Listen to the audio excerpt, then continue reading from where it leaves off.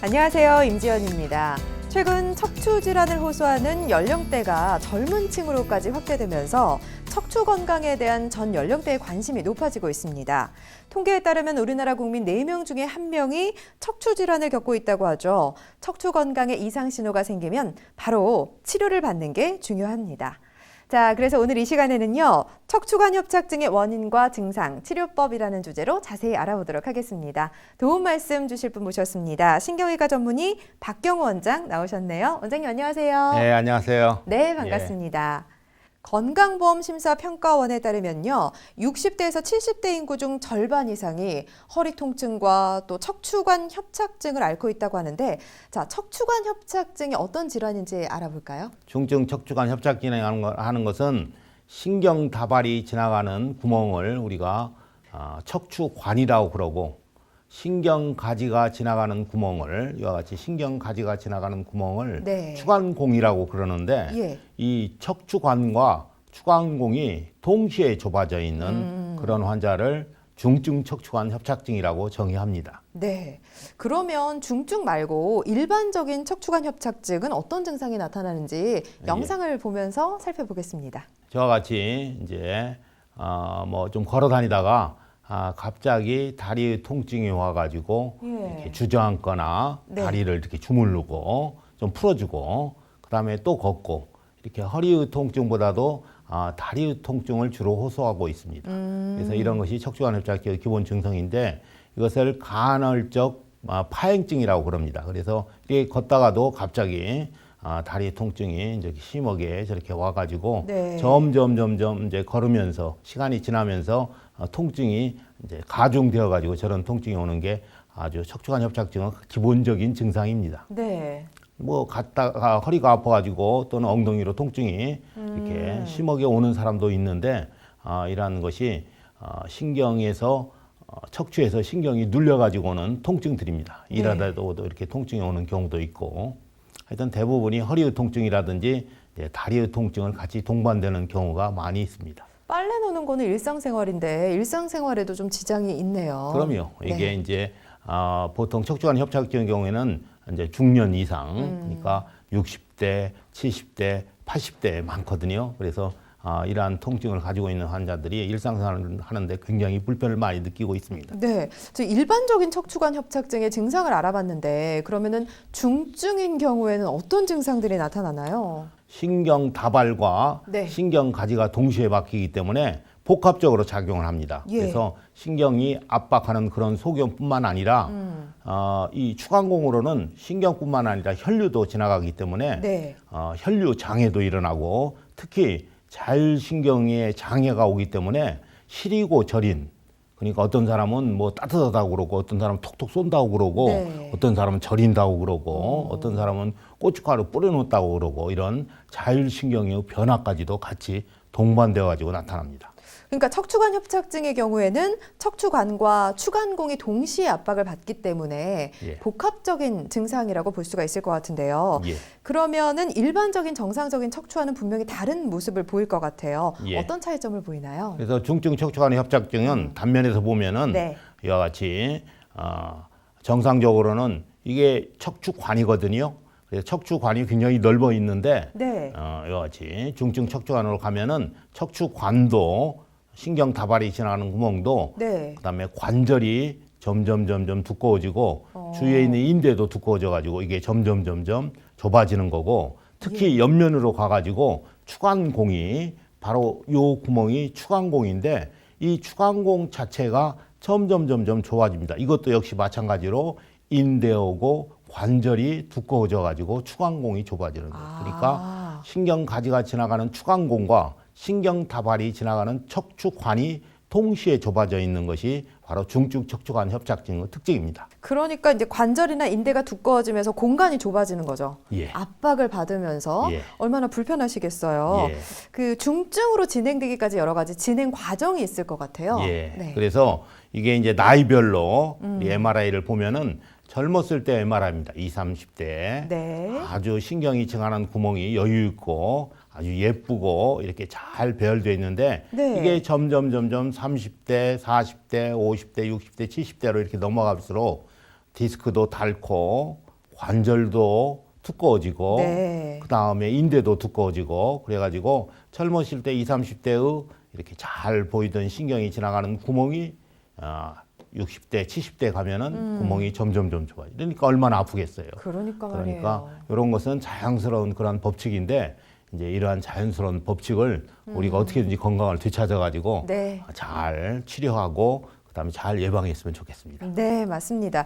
그러면 이렇게 중증 척추관 협착증을 가진 분들은 주로 이제 연세가 드신 환자들이라고 볼 수 있을까요? 예, 당연하죠. 네. 그래서 중증 척추관 협착증의 특징을 보면은 네. 고령 환자입니다.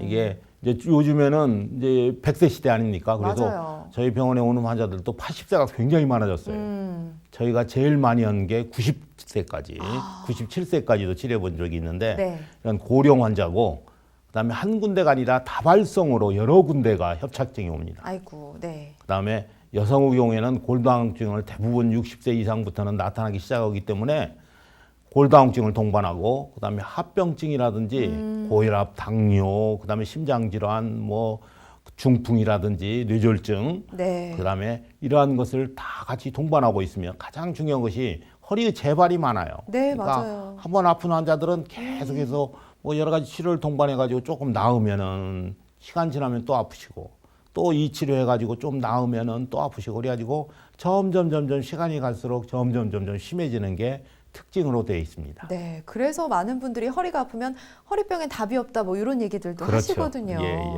자, 좋습니다. 치료 시기를 놓칠수록 이렇게 증세가 악화될 수 있고 또 여러 가지가 다발적으로 올 수 있으니까 초기 대응이 중요할 것 같은데 병원에 가면 어떤 검사들부터 하나요? 예, 저희가 이제 오시면은 골밀도 나쁜 환자들이 합병증으로 많기 때문에 네. 골밀도 검사를 한다든지 허리 근력 검사도 굉장히 중요합니다. 나중에 이제 한번 강조하겠지만은 허리 근력이 강해야지 협착의 진행 속도를 늦출 수 있습니다. 그래서 근력 검사를 한다든지 네. 그다음에 기능을 알아보기 위해서 적외선 전신 체열 촬영을 한다든지 마지막으로는 역시 엑스레이라든지 MRI를 찍어가지고 협착된 부위를 정확하게 찾아보고 그거에 따른 증상을 맞춰보고 이렇게 해가지고 척추 협착증의 진단을 정확히 병원에서 하고 있습니다. 네.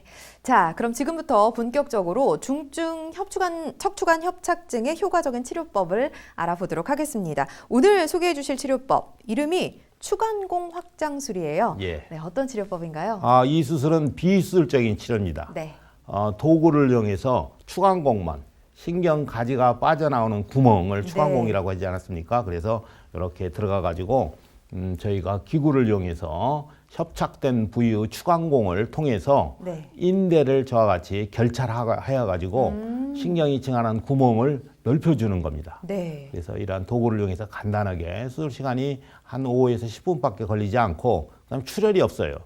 이렇게 인대를 제거하다 보면은 신경이 가지가 눌려 있는 것이 풀어질 뿐만 아니라 혈류 개선 효과도 덤으로 얻을 수 있어가지고 두 가지를 동시에 얻을 수 있습니다. 그러니까 두꺼워진 인대나 근육 때문에 이제 압박받고 좁아진다고 하셨잖아요. 예. 인대를 긁어내니까 신경의 흐름이나 혈류가 당연히 좋아질 수밖에 없다라는 생각이 드는데 예. 나도 이 치료 좀 받았으면 좋겠다 하시는 분들이 있을 거예요. 예. 어떤 분들이 받을 수 있어요? 자연 노화에 따라서 척추관 협착증 환자들, 그다음에 다분절의 중증 척추관 협착증의 경우에는 수술을 해도 효과가 적습니다. 이런 경우에는 후유증이 많은 환자이기 때문에 네. 이런 환자라든지 그다음에 당뇨라든지 고혈압이라든지 여러 가지 합병증이 있어가지고 수술에 따른 리스크 환자, 위험 요소가 너무 많은 환자들, 네네. 그래가지고 수술을 결정하기가 참 어려운 환자들. 네. 저희 프로그램에서는 시청자 여러분들의 상담 전화 기다리고 있습니다. 방송 보시다 궁금한 점이 있으시면요. 주저하지 마시고 아래 나가는 전화번호로 연락 주시면 친절하게 상담해 드리겠습니다. 자, 이번에는 실제 실수로 예후가 좋았던 치료 사례를 좀 살펴볼까요? 이분은 이제 협착증, 평소에 협착증의 증상을 가지고 있습니다. 네. 조금만 걸어도 다리가 좀 무겁고 저리고 그런 환자가 갑작스럽게 통증이 병발해가지고 예. 와서 MRI를 찍어보니까 협착증이 있는 상태에서 디스크가 파열됐어요. 어머, 두 개가 같이 왔어요? 그렇죠. 네. 그러니까 병이 두 가지, 허리의 척추관 협착증과 그다음에 디스크 파열이 같이 동반돼 가지고 통증이 굉장히 심했던 환자입니다. 그래서 네. 저희가 추간공 확장술로 일단 추간공을 넓혀놓고 난 다음에 네. 그쪽에 터진 디스크를 약물을 통해서 자연 흡수 치료된 환자입니다.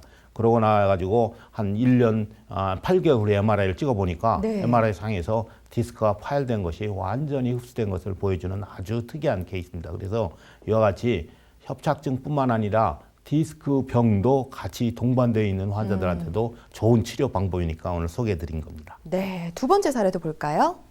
여기는 이제 젊은 환자들. 그러네요. 이건 협착증이 없는 디스크 이제 터진 환자들, 디스크 파열된 환자. 디스크 환자들도 역시 마찬가지로 예. 41세 여자 환자분이신데 이 경우에는 디스크가 파열돼 가지고 보면은 협착이 별로 없어요. MRI상에서. 네. 이렇게 단독으로 디스크가 터진 환자도 추간공 확장술을 통해서 추간공을 통해서 염증을 조기에 일찍 치료하고 염증을 치료한다는 것은 신경이 붓고 네. 신경이 부은 것을 치료하는 거니까 그렇게 하고 난 다음에 우리가 정기적으로 신경 블록을 통해서 염증을 계속해서 치료하게 되다 보면 이와 같이 한 1년 정도 지난 다음에 MRI 찍어보면 다 자연 흡수된 것을 보여주고 있습니다. 다행이네요. 자, 개인의 증상이나 정도에 따라서 치료 효과는 차이가 있을 수 있습니다. 비교적 예후가 좋았던 치료 사례를 살펴봤고요. 원장님, 아무래도 개인마다 치료 횟수나 회복 정도는 조금 다를 수 있을 것 같고요. 예. 또 부작용이나 주의할 점은 없을까? 또 고민하시는 분들이 있을 것 같거든요. 예. 이게 이제 추간공이라는 아주 독특한 신경이 지나가는 구멍이고 예. 그다음에 거기에는 또 혈관도 있고 자율신경도 있고 그러기 때문에 전문가의 또 도움이 적극적으로 필요한 그런 시술 방법은 분명합니다.